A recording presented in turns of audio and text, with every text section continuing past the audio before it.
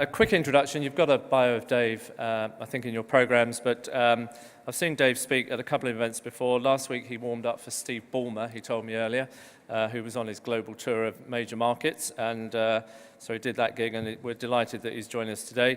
Since 2005, he's been at Microsoft, and he's worked across a range of industries and customers, providing strategic advice and guidance around both technology in modern society, both at work and in play. And he spent a lot of time in public and private sectors before that, talking to large organizations around cloud computing, privacy, big and open data, social media, open government, advertising, and the consumerization of IT. For Microsoft, he's now helping organizations and individuals imagine and realize the full potential that technology offers society. And he's authored a book, which I've actually read, Dave, Heroic. It's brilliant. So get the book afterwards. And in the meantime, please join me in welcoming Dave to the stage.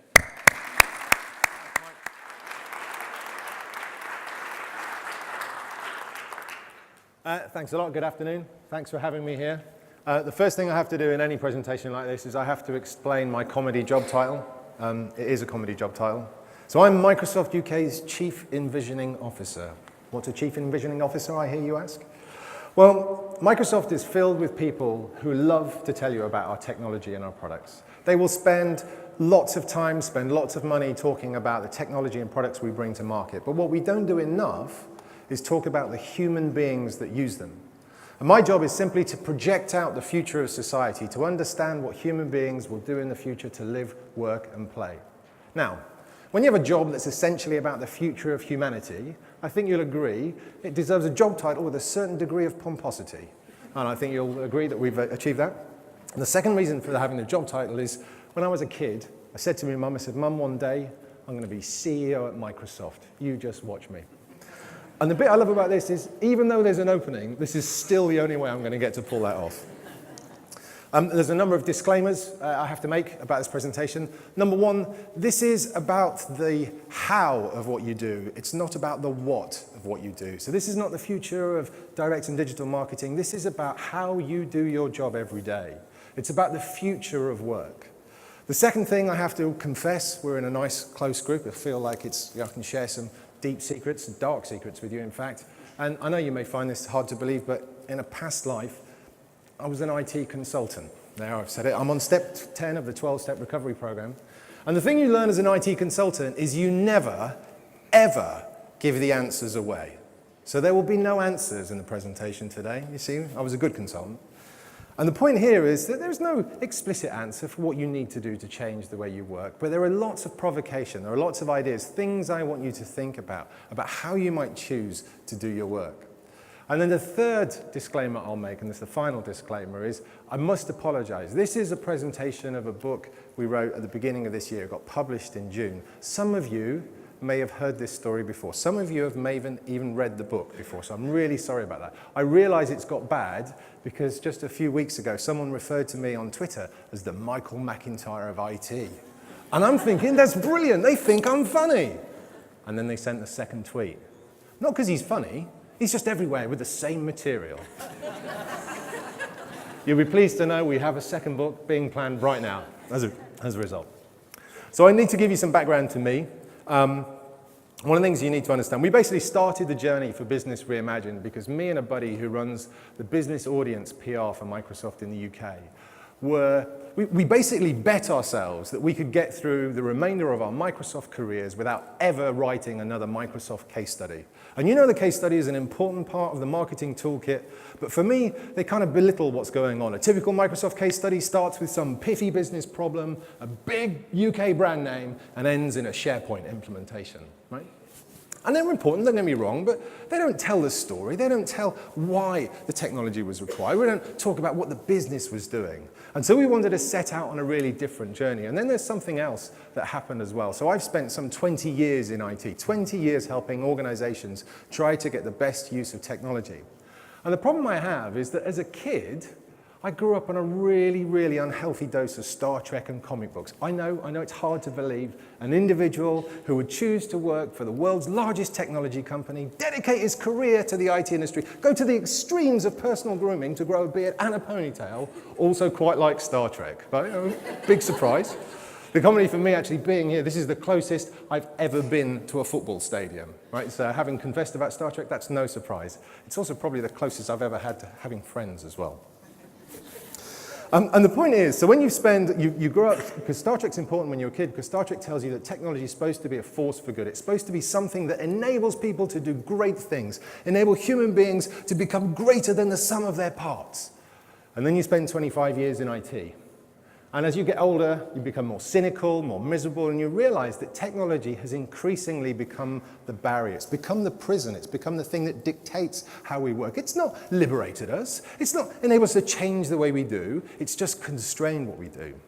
Now, as an individual who grew up on Star Trek, who loves technology, who thinks technology is one of the most powerful forces for good in the world today, I refuse to accept that that's our future. And my job here today is just simply to help you think differently about technology, to show you how technology has constrained us and start to give you some ideas about where we can take it. So the first thing I'd like you to do is to humor me. And could you put your hand up if you have a computer at home? Good. Keep your hand up if the computer you have at home is better than the one you have at work. That's pretty much all of you.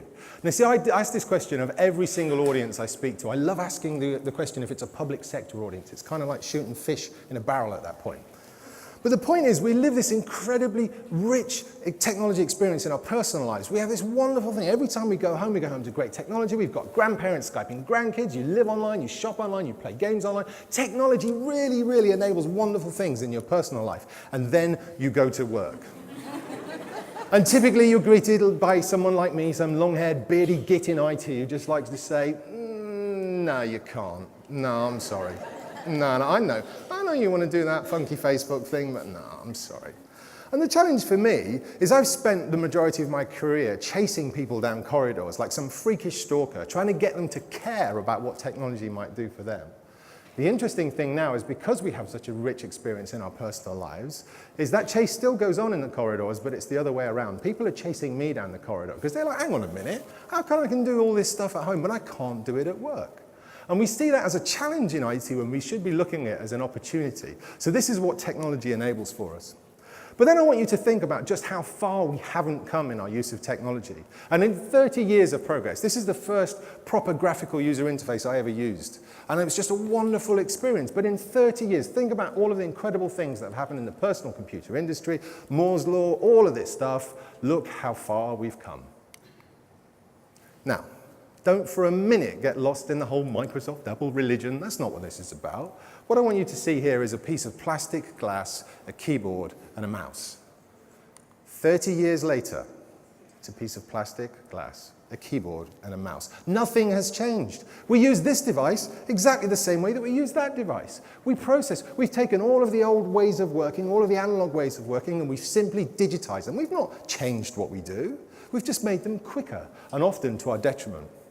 And then there are other challenges. One of the hooks that we used for the book was a study from the US that showed on average 71% of the American workforce are disengaged at work, not really that bothered about what they do. We've since seen similar numbers in the UK. It's 65% or thereabouts in the UK. Now listen, I'm not making any moral judgment about whether it's better to live to work or work to live, but the reality is if you think about the amount of time we will all spend at work in our working lives, the thought of being disengaged terrifies me. Terrifies me that we would have organizations of people who are not really that bothered about the job they do or where they work. And so we want to change that. We want to set a different path in front of us for what we can do. But as you scratch away further, you see that there are lots and lots of problems. One of the biggest problems we face is the process of work. Productivity is the problem that we face at work because productivity has been taken over. Its definition is no longer the outcome of what we do, it's the process of work. So if we go back to the Industrial Revolution and the Manufacturing Revolution, what happened is we decided as organizations that the best way for us to make products, and specifically the best way for us to make more products more quickly, more cheaply, would be to stop thinking about the end result, but instead break the end result down into a series of standardized processes. So if I work for a car manufacturer, I go from making cars to making widgets, right? And I don't know why that's the gesture for widget making, pulling pints, I don't know, right? And the thing is, two important things happen when you standardize on processes like that. Number one, I am now completely disconnected from the outcome of my work, right? From the outcome of the organization. You're paying me on widgets, right? I couldn't give a stuff whether the car's good or not because my bonus is going to get paid on how good my widgets are. And I make the best damn widgets in all the land.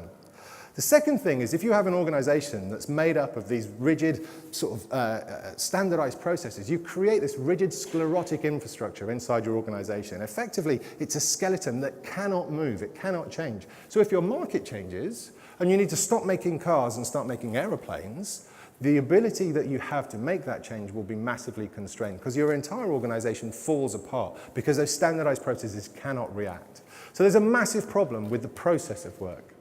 Then there's a problem with the place of work. So I grew up in Derbyshire, and if you wanted to get a job 200 years ago in Derbyshire, you pretty much had to live near one of these things. These are Arkwright's dark satanic mills. And the thing is, for centuries, we have swarmed around the infrastructure as a society. Think about our lives today. Even if you go back just to the 1990s, if you wanted to use a personal computer of any kind of reasonable sort of speed or technology, you would have to be in your office to do that. In the mid to late 90s, if you wanted to use the internet, the only place you could do that with any reasonable bandwidth would be the office. So what happens, we are accustomed, we are acclimatized to having to be in the office in order to work. Now think about the lives that we lead, the kind of technology that surrounds us. Most people walk around with more power in their smartphone in their pocket than used to be in their desktop PC just 5 years ago. We have modern pervasive broadband, mobile broadband. All of these things exist, and yet, as a society, we continue to swarm around the infrastructure. I live in Banbury, and I commute into London, and you see the insanity every single day. All of you will see this. Whenever you're at a mainline train station in the morning rush hour, just thousands upon thousands of people all trucking in to be at the same location, the same time every day. It's absolutely ludicrous. And then also, the whole concept of the office itself, the way we design our office is also fundamentally flawed. Here's another little test. Just look. In 60 years of progress, look how far we've managed to evolve the concept of the office. This is a piece of clip art from the 50s. 60 years of progress.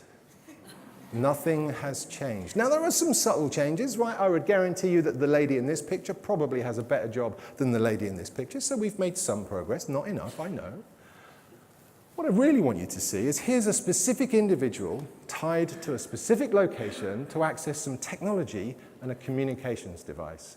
In 60 years of progress, all of the wonderful things we now have, nothing has changed. Except now maybe we've created more paper. Genius. But the problem gets worse. When you look at the way that many offices are laid out, how many of you work in an open plan office?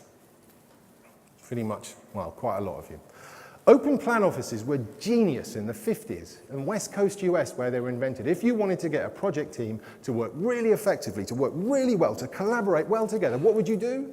Well, you'd get them in the same location, you'd shove them in the middle of the floor, there's no technology, and they would talk to each other.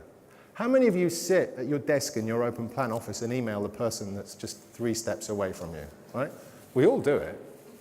And the thing is that the technology has actually disconnected our capability to connect and collaborate because we're buried in the screens. There are some other really insidious things that happen in the open plan offices.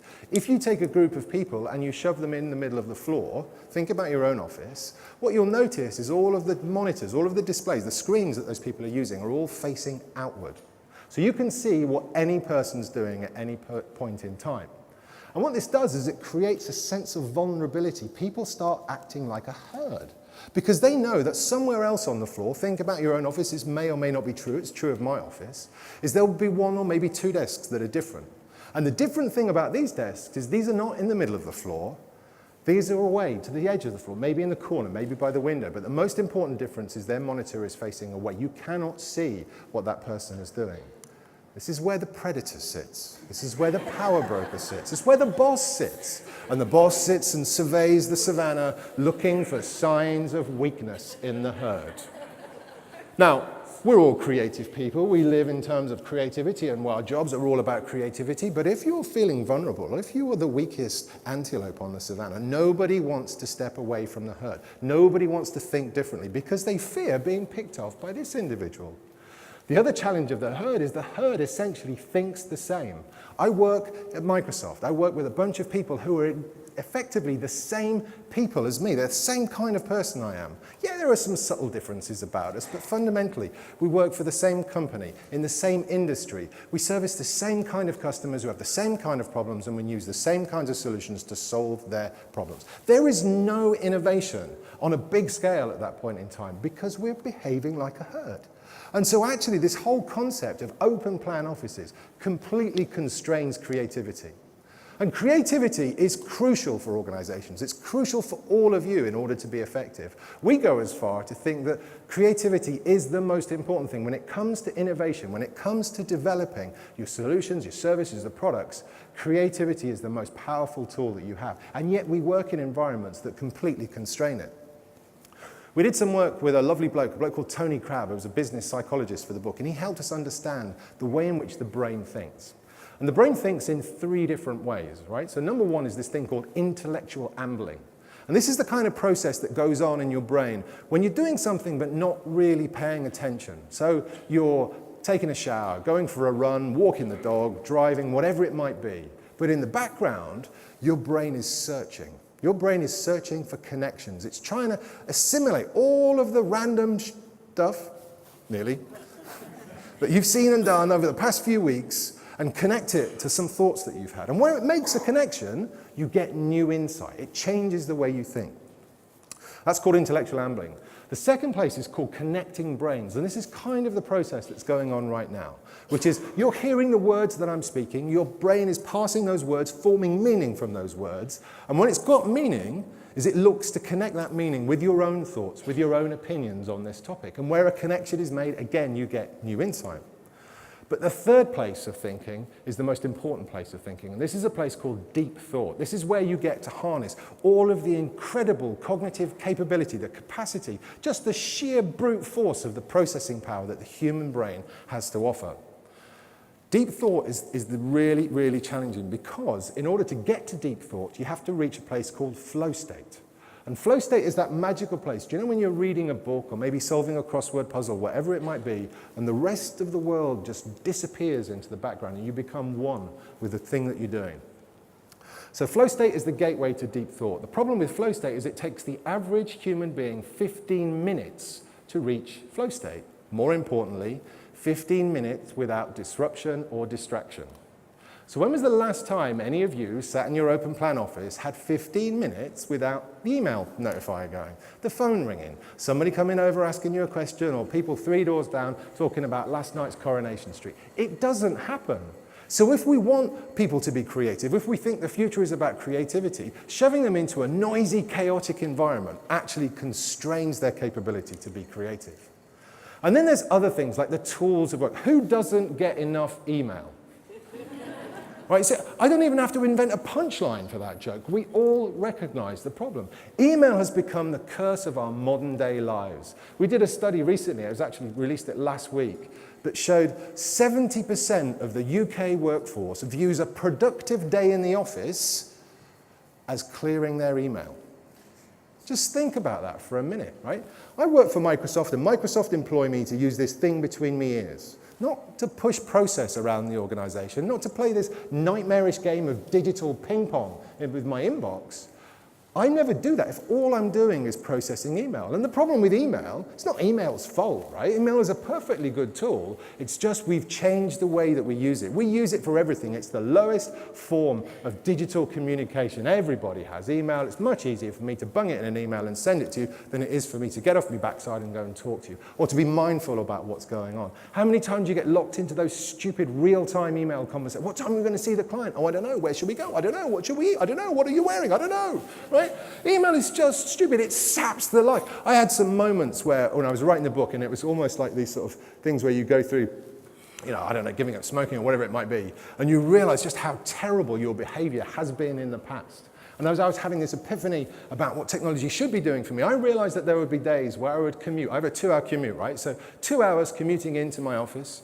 I would get to my office, I would go to my desk, I would put my laptop out, and I would spend 8 hours doing email. And at the end of that 8-hour period, I would be feeling pretty good about myself. Microsoft's got their value for money from me today, let me tell you. 8 hours of email, 4 hours of commuting. Microsoft had got nothing from me that day. So the point about email is to understand how it's used and why it's used and where it's good and where it isn't, and to understand that you have a choice. And the challenge in all of this, underneath all of this, is that the simple fact that as human beings, we suck at change. We're terrible when it comes to change. We hate change.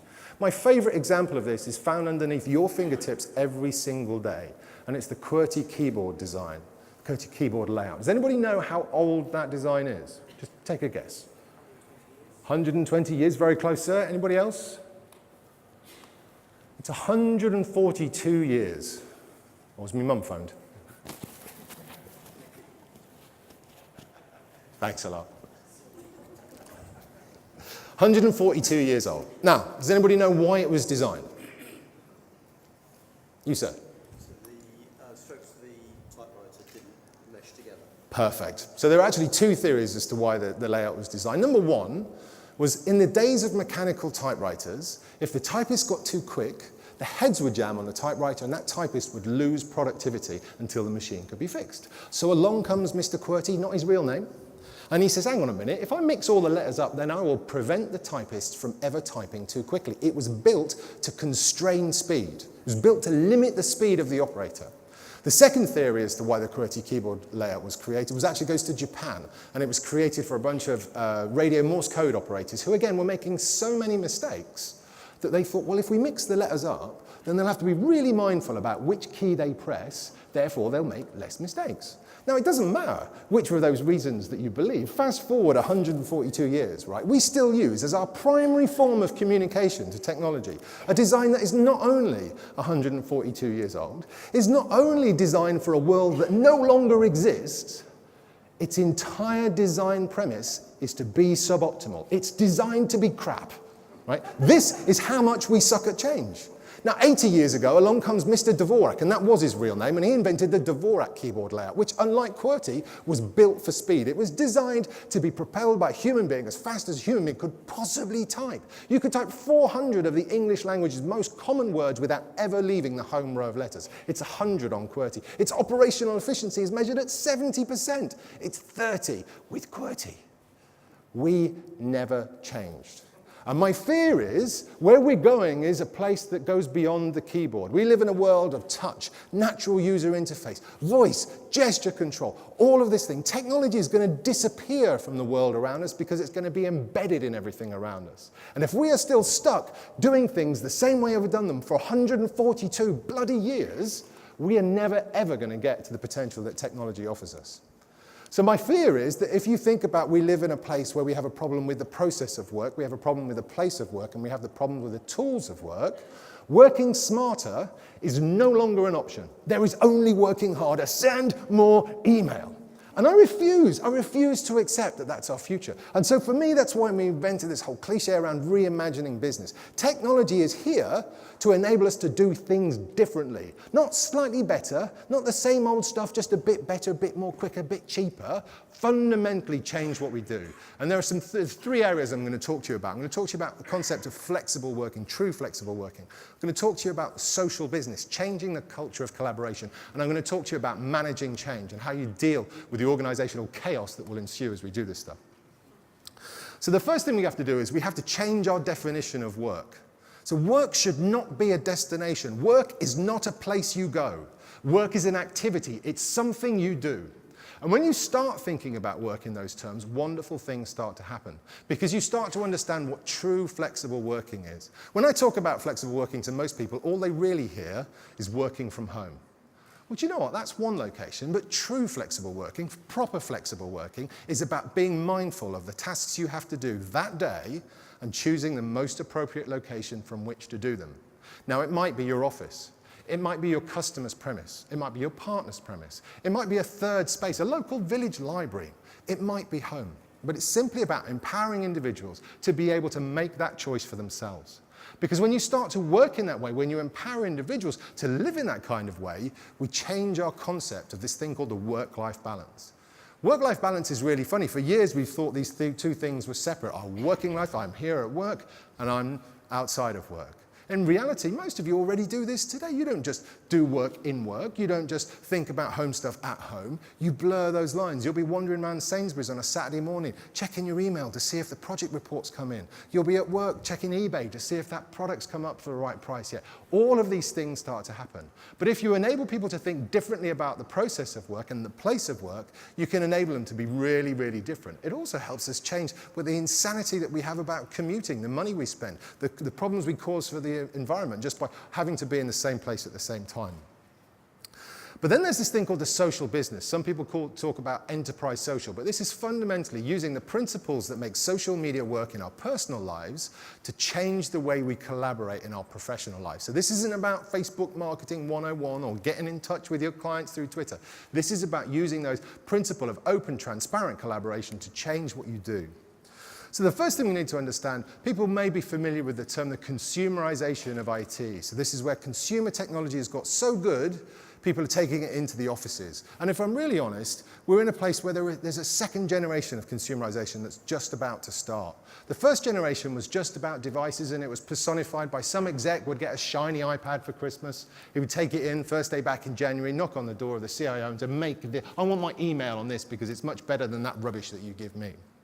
But the second generation is about us. And the second generation is about us as consumers who now have such a rich collaborative experience when we communicate with our friends and peers and brands that we now want to do that inside work. So for example, do you remember 20 years ago, if you bought a product and you wanted to complain to the company about the product, the only option you had available to you would be to do that very British thing, would be to write a strongly worded letter. Dear sir, madam, I was disgusted the other day.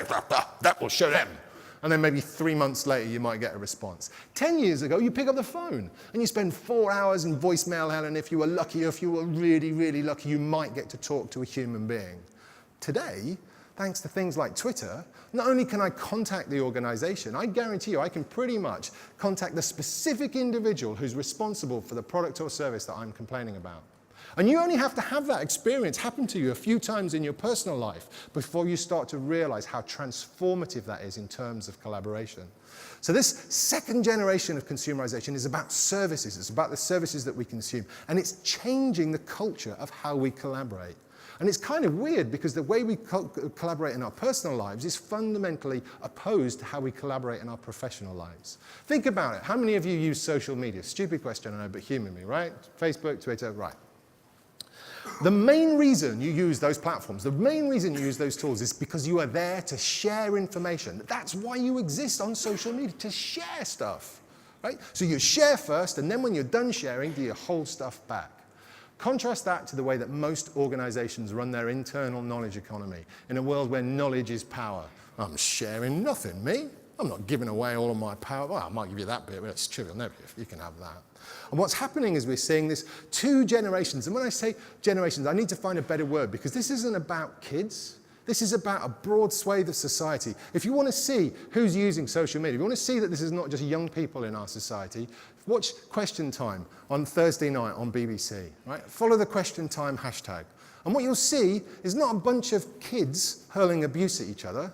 It's a bunch of grown-ups engaged in a democratic conversation about how we should run our country.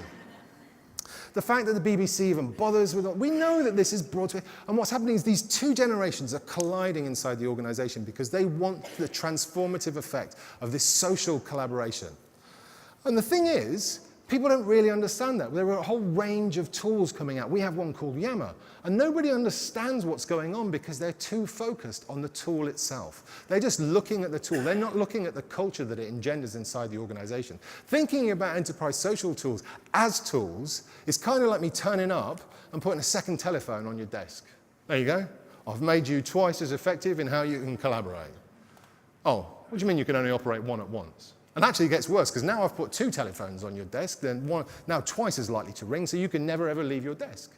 This is all about culture. This is all about the kind of transformational change that we've seen play out in our global society. Social media has transformed the way that governments think about their citizens. In the UK, it's transformed our relationship with local government, with central government. It's transformed our relationship with brands. All of these things are available inside your organization. The power of that transformation is available to you inside your organization if you can grasp this culture.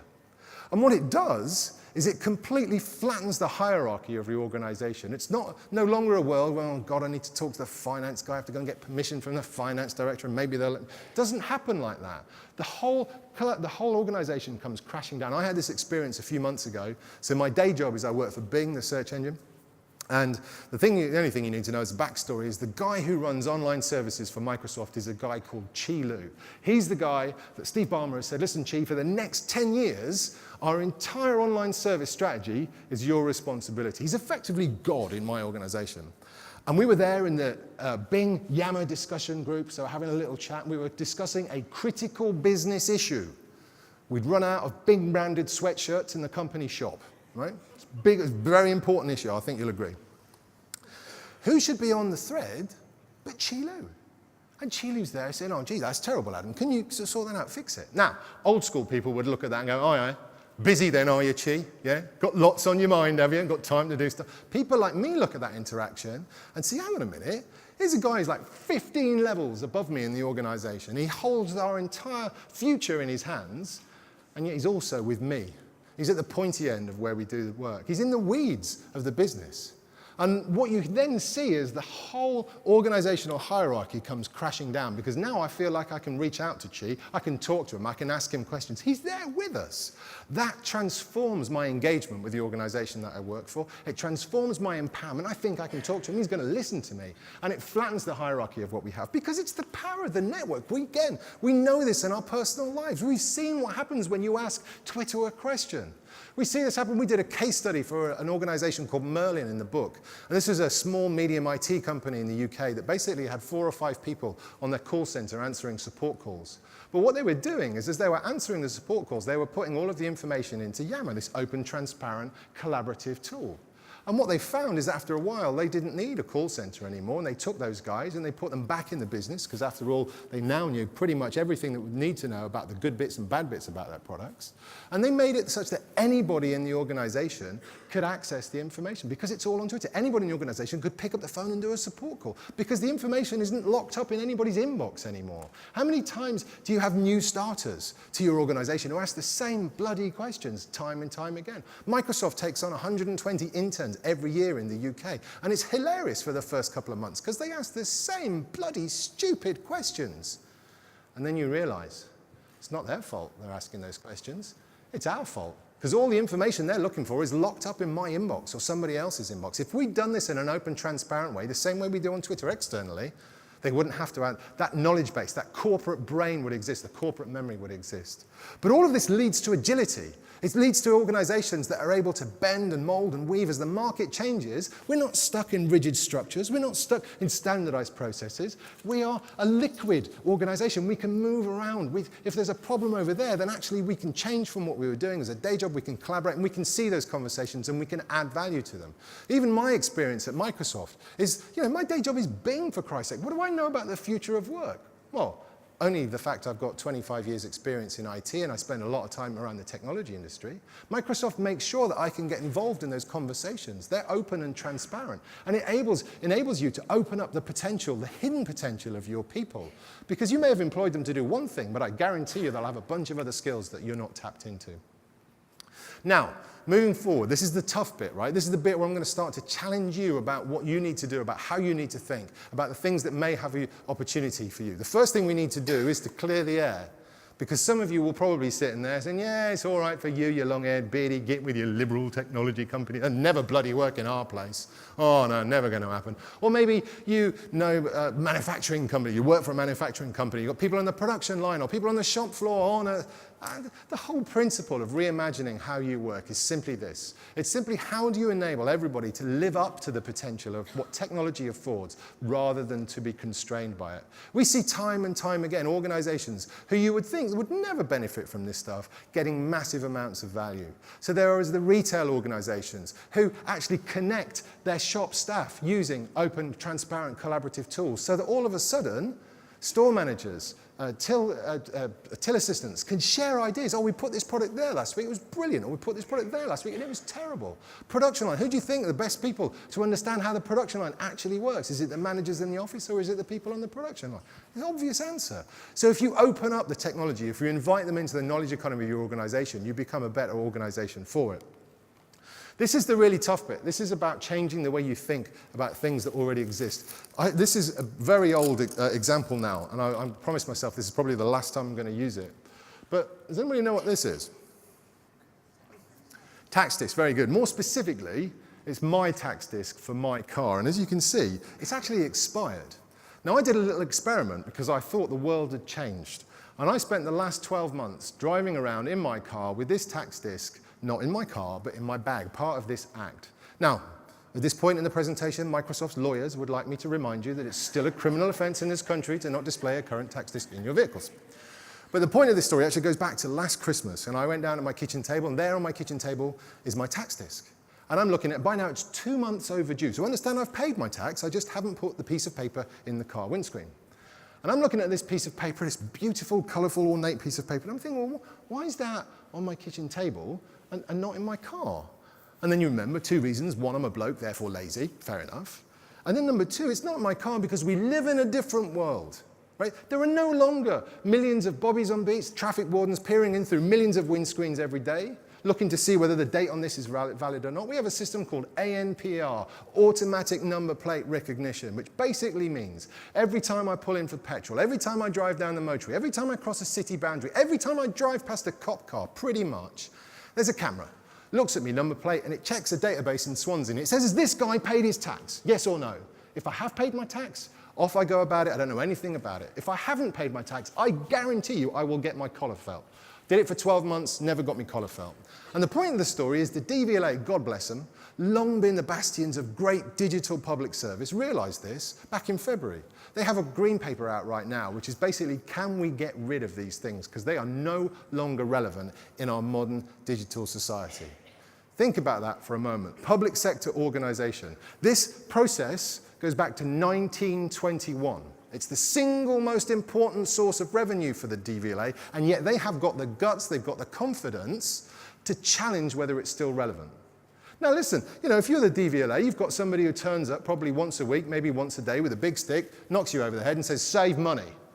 And you're thinking, well, listen, we've saved everything. There's nothing else we can do unless we change. Hang on a minute. And they're looking at a multi-million-pound printing industry in Swansea dedicated to the creation and curation of these beautiful artifacts of our motoring heritage. And they're saying, we don't need that anymore. So my challenge to you is, what's your tax disc example? Now, it doesn't have to be as big as the tax disc is to the DVLA, but what are the things that you do inside your organization, or even the services that you provide to your clients, that are no longer relevant in a modern digital world? There's an easy way to spot some of them. You wander around your organization and you just ask people, so why do we do this like this? And whenever you hear the answer, well, because we've always done it like that, then you know that you've probably found it. Part of this requires you to think very, very differently about who you are as an organization. It requires you to see the big picture. You need to see the breadth of what you do. Think about the outcome of your organization, not the process that you yourself are responsible for. And it reminds me of a story from when I was a kid. When I was 10 years old, my old man used to fly light aircraft. And I love, whenever I say light aircraft, my hands instinctively go out like that. Like you don't know what a light aircraft might look like. And this might even resemble a light, I don't know. Right. Anyway, light aircraft. And I remember this one story, this one time. We'd taken off from a grass field in Derby and we'd hit this huge storm, massive storm. And basically we couldn't get back to Derby. And they rerouted us to Birmingham International Airport. Now listen, when you've taken off from a grass field in Derby, Birmingham International Airport might as well be the moon as far as we were concerned, because we had no point of reference for what this thing was going. No idea, right? Never been to somewhere as big as this. And I remember to this day my dad's face. We're getting close and he sees the approach lights. His face goes white. I'm like, Jesus, Dad, what's up? He says, don't worry, Dave, don't panic. It's just the runway looks a bit short. I'm like, well, Jesus, Dad, never mind that. Just get us down, get us down. And so we go on a bit closer, and we got a whole cliche thing, the storm's coming in, lightning, thunder, and rain, the whole ball of wax, right? And as we get closer to the runway, Dad's like, God, it's really short. We get closer, the wheels touch down, Jack pulls the stick back. We just managed to stop on the tip, just as the runway's ending. And we have one of those comedy moments. Do you know when you nearly crash your car and your body tenses up, and then after the moment's passed, we had one of those moments. And my daddy turns to me and goes, Jesus, Dave, that's the shortest runway I think I've ever landed on. And I looked left and right out of the cockpit and went, yeah, and the widest too. Right? I'm here all week. One of the AV guys was talking earlier on, and he's saying, oh, you know what, I love really cheesy jokes. That one was just for you, sir. But the point is, as organizations, we get locked into what we used to do. What we tend to do is we chase the taillights of the car or the competitor in front of us. We forget to stop and look at the breadth of who we are, of what we do, what the outcome is for the client. What is it that we're trying, actually, as an entire organization to achieve? If you understand what the big picture is, you will fundamentally change your approach. You will change what you think you need to do. You'll change the way you prioritize what needs to happen. And this is about focusing on outcomes, not process. This is about thinking, what is it that we stand for? What is it that the client is looking for? Not the service from us, but the outcome that they want to have happen. Because when you focus on outcome, the process is more or less irrelevant. Many of us still think about a world where we measure time worked, hours spent. Doesn't matter whether the outcome is any good. I work in making widgets. Don't care whether the car's any good. Absolutely wrong. This is all about the outcome. It's all about what you deliver to your clients, what you deliver in terms of your organization. And this is where we enter the cheesy world of North American motivational posters. This is about leadership, not management. The thing is, it's true though, because you're all leaders. Every single member of your organization is a leader, because what leaders do is they empower people. They put people in a position to be successful. There's a difference between a leader and a manager. A manager will get asked to do something by their boss. Typically, it comes through email. What they'll do is they'll get the email, they'll think about their team, they'll think about the ask, and they'll say, right, you do that, and you do that. A leader will take the ask and say, hey, guys, this is what we have to do. What are we going to do? And it's a really subtle change, but what you're starting to do is to draw people out, to engage them, to ask them to use the thing between their ears. They ask them to use their experience, their knowledge, their wisdom. And that changes their engagement to the organization. It changes the approach. It also taps into all of the incredible skills that people have to offer, because it is about empowering other people. This is not the 80s anymore. It's not about our individual success. This is about how do we make other people successful? How do I make the client successful? How do I make my team successful? How do I make my boss successful? How do I make the people who work with me successful? If you want to do this for kicks, try it with your family. How do I make my partner successful, my kids successful? Because when you think about empowerment, when you think about what is it going to take to make this person successful, then you start to get really in tune with what they need. Not what they want, not what they said they need, but what they actually need. But trust is a huge issue. Trust is one of the biggest barriers you will face inside your organizations to make this happen. I'll focus specifically on flexible working just for the example, but this is true right across the board. If you don't trust the people that you work with, if your organization doesn't trust their teams, and vice versa, you will really struggle to do this. Flexible working is all about trust, because if you don't have trust in the organization, it actually destroys all of the value. We did some research a while ago because we knew trust was a constraint to flexible working, and we wanted to understand why. We thought it would be all about employers and employees. Turns out that's not where the problem is at all. The problem is all about between employees. It's about whether my team trusts me to be doing the right thing when I'm not in the office. And what it does is it starts to drive a very different kind of behavior. It gets so bad that if I work from home a lot, I work away from the office, I start to get paranoid about the people who are back in the office. I start to worry that they're having this kind of conversation. The conversation goes along the lines of, where's Dave today? Oh, he's working flexibly again. All right, yeah. How is his patio coming on? And I'm so worried about that conversation that I'm wherever I am, and I start doing really stupid things. I'll get up at 6:30 in the morning. I'll send every single one of the team 15 emails. I'll phone them all at 9 o'clock. I may not be here, but I'm still working. Oh, yes. And this sort of whole digital presenteeism takes over all of the benefit that the flexible working has to offer. And the reason that happens in flexible working is today organizations treat flexible working like it's an employee perk. It's something that the individual invokes with the HR department. I've got childcare issues now. Can you help? And then all of a sudden I'm no longer in sync with the rest of my team. I have a special package, Dave's special needs. When in reality, flexible working is something that offers the entire organization a strategic operational advantage. And if you take that approach, if you make everybody in the team, if you say, listen, this is how we want you to work, people will do it differently, but if everybody has the power, the whole issue of trust goes away. We need to educate people differently about technology. You'll see this if you have kids or you know kids and you see how they use technology. Technology is a fundamentally different thing to them because it's part of their natural everyday life. We have to evolve the conversation in the UK about technology and what people do with technology. I'll give you the example of school. Far too often we're teaching kids about tools. We're not teaching them about the skills that are going to be important to them. We spend hours teaching our kids about word processors and spreadsheets and things like that, when in reality what they need is something very, very different. I have this running joke with my son's headmaster. He's 8 years old. Not my headmaster, my son. It's a new world, you never know. And basically, if I ever catch anybody at school teaching my son how to use a word processor, spreadsheet, anything like that, I am pulling him out of school because those skills are useless. Those things are useless to him.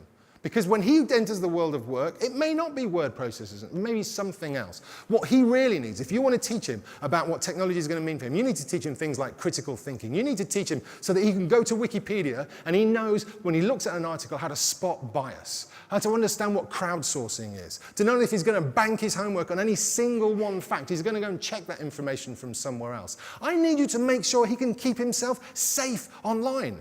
I need you to teach him, oh God, I need you to teach him how to communicate properly. These are the skills that are important because it doesn't matter what happens with technology. Those things are still going to be valid and they're still going to be used. This is what every single member of our society needs. But as it turns out, kids can teach us something too. As adults, specifically as we get older, we become much more cynical and much more miserable. And whenever we try something new, whenever we try to think differently about doing something, there's a little voice in the back of our heads. And that little voice typically says, just don't do it. Oh, that's never going to work. You'll fall on your ass. You'll make an idiot of yourself. Whereas kids have a very different voice. When kids try something new, their voice says, this is going to be brilliant. Anything could happen.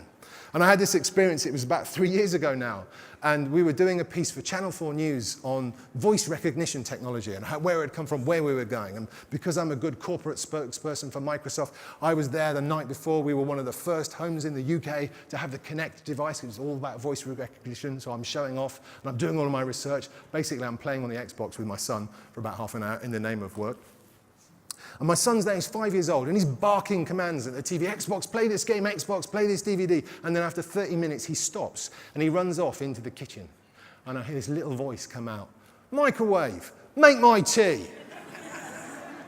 Dad, the microwave's bust. Oh, God. Because he's there, right? He's 5 years old, and he's sitting there thinking, if I can control the TV with my voice, there must be other things in the world I can control with my voice. Yeah. Mum, make up your... No, that didn't work at all. But we have to remember that as adults, when we're looking at transformation, when we're looking at trying to do things differently, is if we could just spend a small amount of time, not a long amount of time, it was just 60 seconds thinking positively about what might happen before we then start to close it down with that adult, what won't happen. We'll think very differently about what's possible. And then the final story I'm going to leave you with is just a little bit of British history. At the turn of the 19th century, it was law in the UK for 30 years that if you owned an automobile, you also had to employ the services of a man with a red flag. And it was a man. And the man with the red flag, his job was pretty simple. All he had to do was to stand in front of your automobile, constraining the speed of your automobile to the pace of a walking man. Think about that for a moment. Turn of the 19th century.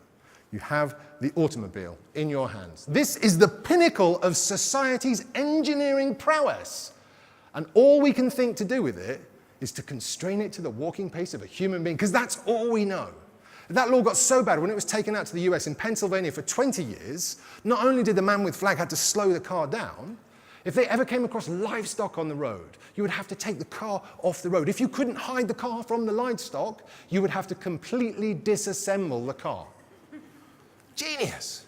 Now, my problem is we put a red flag in front of every single new technology we come across. We replicate old processes. Email's a classic example of this. We used to have this great process for inter-office collaboration called the office memo. I'd go to the stationery cupboard, I'd get a piece of paper, I'd scratch out your name, I'd scratch out my name, I'd scratch out the note, and I'd send it in an envelope.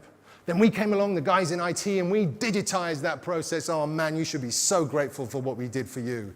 Because we made it easier, we made it cheaper, we made it faster for you to get hold of. And now we send more email. We use it the same way, we put another red flag, we never change the way we collaborate. So my ask of you is to look for red flags. When you get new technologies, new opportunities, before you reach for the person with a red flag, think about what could we do differently? How could we change? How could we reimagine what we do? Ladies and gentlemen, thank you very much for your time.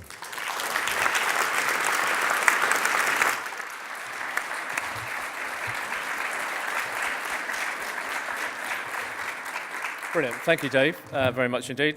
Dave's very happy to take questions. The protocol, please, if you wouldn't mind, we've got a couple of roving mics with young ladies on the end of them. Please wait for the mic to arrive because we're filming it and we need the mic pick up in order for it to make the film. And just let everyone know your name and company before you ask a question. Who'd like to kick us off? Are you going to moderate this yourself, Dave? Yeah, I'm happy to, Mike. Thank you. Go ahead. It's a tough ask. Questions or beer? Oh, you, sir, at the front. Hi, that was fantastic, really interesting. Keith Hawkins from Clever Voice. Interested to get your views on Yahoo with their policy of bringing people back into the office. Yeah, I mean, it's hard. I can't make any judgments about Yahoo. I don't work there. But if I look on the sidelines and what I see, that isn't about a disbelief in the value of flexible working.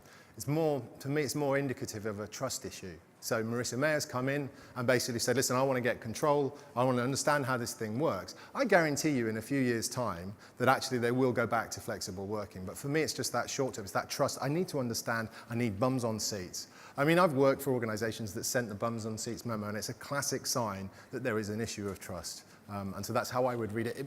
You know, I don't work there, so it may be completely different. But there's a microphone for you, sir.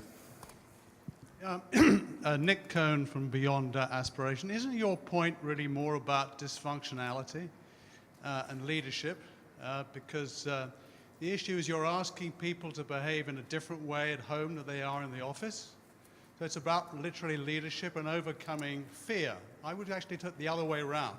We've created a fear society, which actually some of the things that you've created have actually made worse because of your compartmentalizing things in many respects. So I work with an organization called the Viktor Frankl Institute. I don't know if anybody's heard of it, but it's basically, he wrote a book called Man's Search for Meaning. It's about finding meaning in an organization by opening the organizations up to experience and creativity. Therefore, you can find meaning in the company, and at the end of it, it comes back to the leadership and whether somebody can actually believe in what the team is doing. You can create all the targets that you want. If people don't believe in what the company stands for, it will eventually come crashing down. So I believe in what you're saying. What you've essentially done is become less meaningful. Yeah, absolutely. I think part of the challenge here, and when I talk about leadership, I wasn't trying to be trite about everybody being a leader. Because what we see in organizations is actually there's this pent-up demand in employees who want to do better and want to be engaged. But if they don't have people at the top of the organization that are fearless and are open to that, it's actually very, very, very difficult. But if you encourage a society where people behave differently at home to the way they are in the office, and they trust their own family, but they have to put up these barriers, how can you get people to believe that and actually achieve their aspirations? Yeah, absolutely. And that's what I can see you're doing, but I just wanted to make that point. There is a way of looking at it as well. Yeah, thank you. Sorry to bore you. No, it's all. It's good.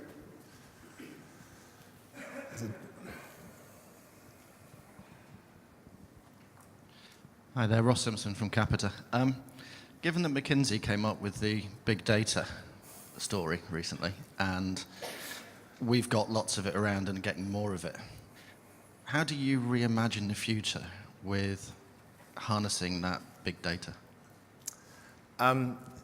data is one of my favorite topics, so you may have to stop me after a couple of minutes. But the first thing with me, when we talked about data for years as an industry, now we have this cliche of big data, bandwagon, whatever.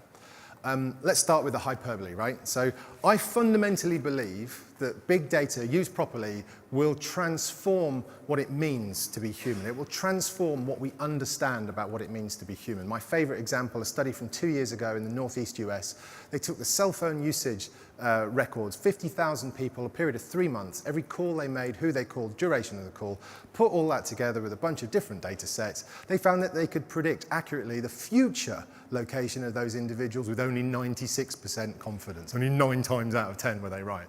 And as we go further into a world, and the whole point about big data is, we've lived with data for years, but we always deal in sample sets, right? So we have a sample set where n equals 10, 100, 1,000, whatever.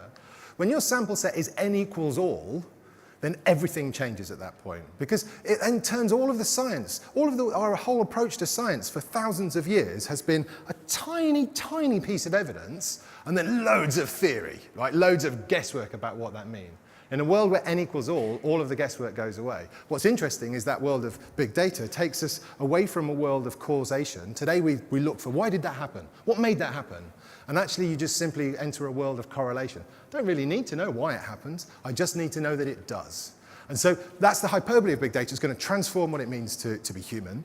And then on a much more accessible level, the thing about data is I still don't think people have really understood the potential of what data means to organizations. They look at maybe the data that they own, or maybe they look at the data sets that they could buy, but they don't think about, number one, what happens when I join those two together? And even disparate data sets. We see, if you want to see good innovation with data, look at the UK government and the whole Open Data Initiative, and you see a bunch of really innovative people taking disparate data sets to create really compelling, innovative solutions. And then there's the whole thing about the hidden value of the data that you already own. We're working with lots of organizations who generate and create data as a byproduct of what they do. And actually then turning around and saying, well, listen, the data you've created, that would be pretty valuable to people. Have you thought about selling that? And so I think we're just beginning the journey on data. I think it is going to, in the fullness of time, it will take us out to that really sort of difficult place to sort of believe, which is changing the face of humanity. But actually, we're going to get much better. You all need to understand, if you haven't got data scientists working for you, you're going to need them. And you're going to need them badly. You need to get those people working for you because data, the cliche is data's the new oil. I don't really like that, but actually data's going to be everything for what you do. It's a great question, thank you.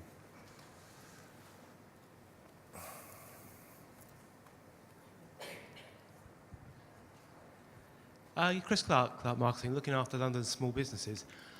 One of the challenges I seem to see most days of the week, Dave, is businesses that start operating and their proprietors are typically over 40. Now, it's a huge struggle when running programs with those folk because you say to them, you need to be doing some email marketing, touch with social work to go and get your message out and that sort of thing. And I find time after time, these folks actually don't know where to start.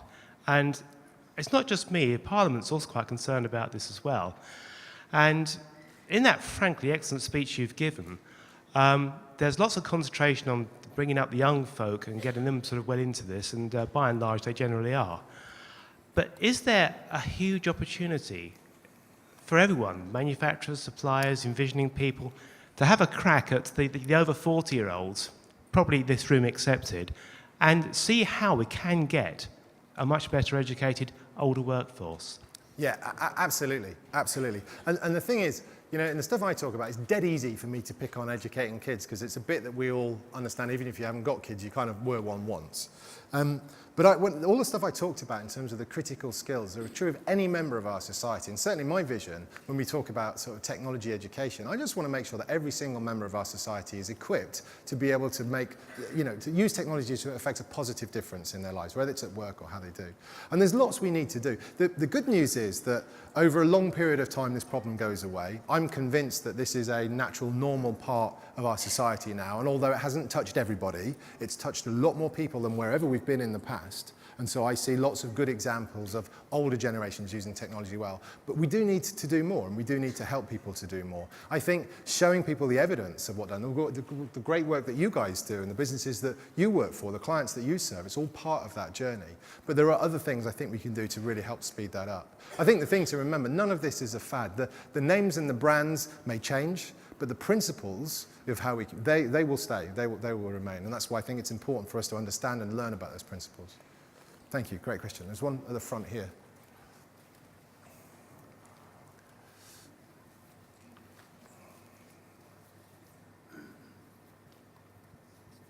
Mick Hill from Aviva Insurance. We come from a fabulously huge, fabulously old, very old-fashioned company. We're brilliant at managing risk, which is great if you want to take insurance out, because if we ask people to jump, we want to know how they're going to land, what might happen, all those kind of things. So change is very difficult for these people. Not for us, we're in marketing and we embrace it. Have you ever seen a successful implementation of this new thinking in this kind of industry where risk rules the day and has to? I have, not in your specific industry, but I've worked as a public sector organisation I've worked with who, effectively, it's the National Crime Agency. And, you think about the issues about data sharing, for example, huge issues. But they found different ways of using the principles of this kind of communication, this kind of way of working to change how they collaborate. You guys actually, Aviva, do very well at this already. Culturally, although you have constraints about the regulatory issues of your industry, you're creating a culture of people who want to work differently. And I think the challenge for this is it's really easy for me to paint extreme picture and understand a lot of what I do is about painting the extreme such that you start to make even the smallest amount of change.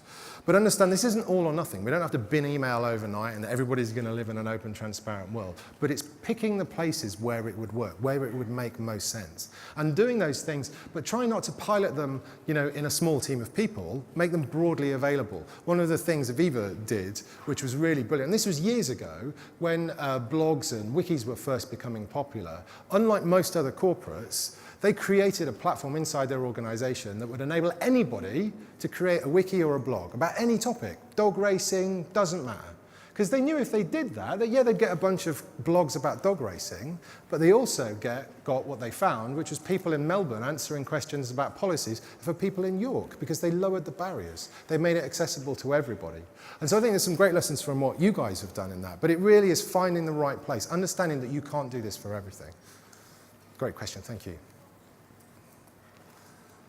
One more question. I'll be around for a bit afterwards, so you can... I think the lady at the back.